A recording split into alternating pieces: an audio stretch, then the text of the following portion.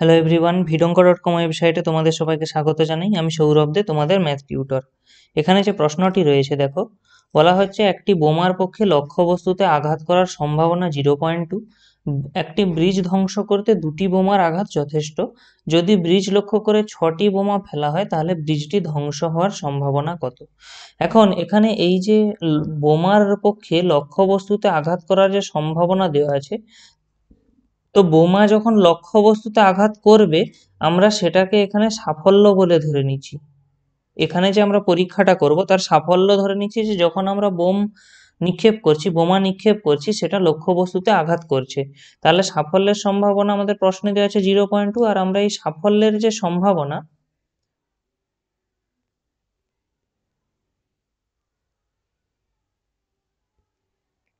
এখানে আমাদের প্রশ্ন অনুযায়ী আমাদের এখানে সাফল্যের যে সম্ভাবনা সেটা দেওয়া আছে। আমরা সাধারণভাবে সাফল্যের সম্ভাবনাকে পি দিয়ে লিখি, এটা দেওয়া আছে 0.2।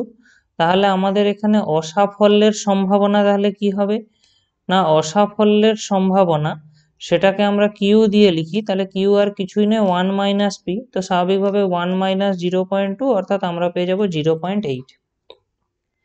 আচ্ছা, এবারে দেখো, আমরা যদি কোনো একটা পরীক্ষা স্বাধীনভাবে n বার পুনরাবৃত্ত করি এবং সেই পরীক্ষায় x বার সাফল্যের সম্ভাবনা যদি px হয়, আমরা n বার কোনো একটা পরীক্ষা পুনরাবৃত্ত করছি, তো সেখানে আমরা x বার সাফল্য চাই এবং এই x বার সাফল্যের সম্ভাবনা যদি p অফ x হয়, তাহলে আমরা দ্বিপদ বিভাজনের সূত্র অনুযায়ী জানি এটা হবে কি না, p অফ x মানে x বার সাফল্যের সম্ভাবনা, এক্স বার সাফল্য আর তার সম্ভাবনাই হচ্ছে পি অফ এক্স, সেটা হবে কি n c x p to the power x q to the power n minus x.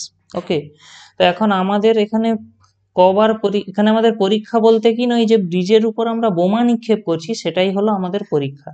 তাহলে এইখানে প্রশ্ন অনুযায়ী এন এর মান কত না, এখানের প্রশ্ন অনুযায়ী এন এর মান হলো 6। এবারে এটা 6 আর পি আর কিউ এর মান তো আমরা অলরেডি নির্ণয় করে নিয়েছি। এবারে আমাদের যেটা বলা আছে এখানে দেখো, একটি ব্রিজ ধ্বংস করতে দুটি বোমার আঘাত যথেষ্ট, মানে কি একটা ব্রিজ ধ্বংস করতে আমাদেরকে কমপক্ষে দুটি বোমা ছুঁড়তেই হবে। কমপক্ষে আমাদেরকে দুটি বোমা ছুঁড়তে হবে। দুটি বোমাতে ব্রিজটি ধ্বংস হয়ে যেতে পারে, কিন্তু আরো বেশি বোমা ছুঁড়লে তো ধ্বংস হয়েই যাবে।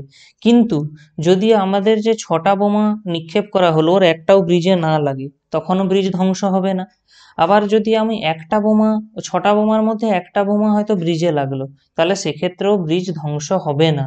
অর্থাৎ আমাদের কমপক্ষে দুটি বা তার বেশি বোমা লাগবে। তাহলে আমাদেরকে মেনলি নির্ণয় কি করতে হবে, যে probability of x greater than equal to 2। ঠিক আছে, তাহলে এই যে probability of x greater than equal to 2, এটা সমান কি হবে 1 মাইনাস প্রবাবিলিটি অফ 0। এটা কি না, এটা হলো 6টা বোমার একটাও ব্রিজে লাগেনি তার সম্ভাবনা।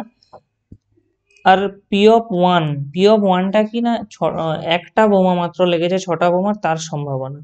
ঠিক আছে, তাহলে আচ্ছা এখানে আরেকটা জিনিস, এখানে যেহেতু এন এর মানটা 6, তাহলে আমাদের এখানে যে দ্বিপদ বিভাজনটা কি আসবে, 6cx 0.2 whole to the power x 0.8 whole to the power 6, এখানটা এটা আসবে 6 minus x 0.8 whole to the power 6 minus x. ঠিক আছে, তাহলে আমরা এখান থেকে কি লিখতে পারি, পি অফ 0 মানে কি এখানে থাকা এই এক্স এর জায়গায় 0 বসে যাবে, অর্থাৎ আমরা পেয়ে যাবো এখান থেকে 6c0 0.2 two the power 0 0.8 two the power 6 minus 0, এবং তার সাথে অ্যাড হবে 6c1 0.2 two the power 1 into 0.8 two the power 6 minus 1।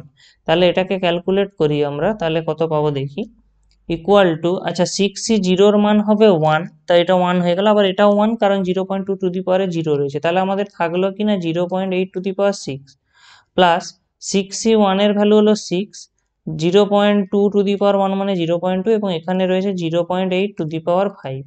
তো আমরা এই অংশটা ক্যালকুলেটরের সাহায্যে নির্ণয় করে নেব, কারণ এটা এমনি ক্যালকুলেট করা অত্যন্ত কঠিন হবে, অনেক বড় সংখ্যা আসবে, তাই কারণে ক্যালকুলেটরের সাহায্যে নির্ণয় করে নিলে আমরা পাবো 0.65536। তাহলে 1 থেকে ওটা বিয়োগ করলে আমরা পেয়ে যাবো 0.34464। তাহলে আমাদের এখানে ওই 6টি বোমার আঘাতে ব্রিজটি ধ্বংস হওয়ার যে সম্ভাবনা সেটা হবে এই অংশটা। তো তোমরা এটাকে 3 দশমিক পর্যন্ত আসন্ন মানে প্রকাশ করতে পারো, কোনো অসুবিধা নেই, আর সম্পূর্ণটা রাখলেও কোনো অসুবিধা নেই। ভিডঙ্ক.com ওয়েবসাইটে ম্যাথ দেখার জন্য অসংখ্য ধন্যবাদ। এরকমই নানা প্রশ্ন ও তাদের সমাধানের জন্য আমাদের ওয়েবসাইটটি ভিজিট করো।